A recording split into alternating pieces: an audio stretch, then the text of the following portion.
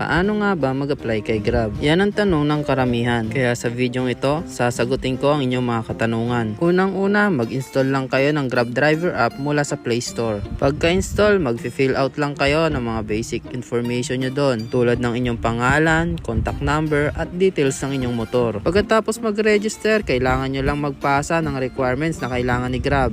At dito nga ay i-upload nyo ang mga picture ng mga requirements nyo, gaya ng lisensya nyo, ORCR ng motor nyo, at NBI o police clearance. Importanteng malinaw at nababasa ang details ng mga requirements na ipapasa nyo kay Grab. Kaya siguraduhin na bawat picture na ipapasa nyo ay talaga namang malinaw. Kadalasan kasi sa requirements talaga nagkakaproblema, kaya yung iba puro pending ang application nila. Kung hindi naman ikaw ang owner ng motor, kailangan mo lang ng authorization letter mula sa owner na ito, at dapat meron ka ring xerox ng ID niya, at importante may pirma. Kung second hand mo naman nabili, dapat may kasamang deed of sale ang requirements mo. After mo magpasa ng requirements at approve ang application mo, pwede ka nang pumunta sa office ni Grab sa Marikina. Dito ay attend lang kayo ng seminar at kung minsan may exam. At kung makapasa ka man, congrats dahil rider ka na ni Grab.